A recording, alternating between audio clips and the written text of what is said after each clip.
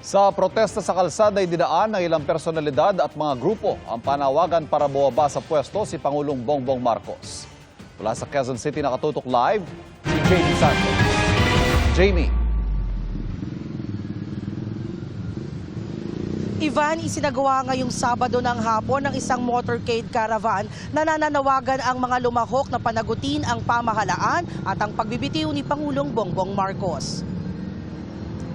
Busina para sa pagkakaisa kontra korupsyon ang panawagan ng iba't ibang grupong nagsama-sama sa motorcade caravan. Binagtas ng grupo ni dating kongresista Mike Defensor ang EDSA mula White Plains hanggang Monumento. Umikot hanggang sa Commonwealth Avenue at tinumbok ang batasan.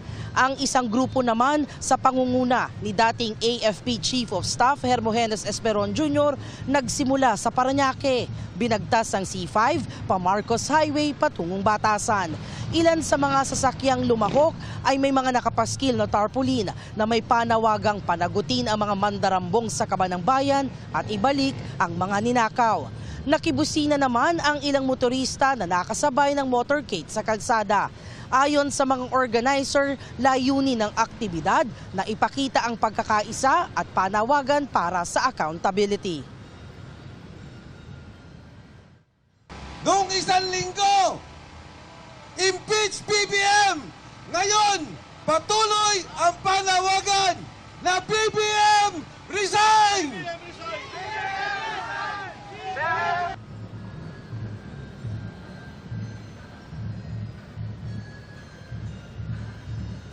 Pagdating dito sa batasan, Ivan, payapa namang nag-disperse ang grupo ng mga kalahok. Sinusubukan pa natin kuhanan ng pahayag ang palasyo sa mga naging pahayag at panawagan ng grupo. At yan ang latest mula rito sa Quezon City. Balik sa iyo, Ivan.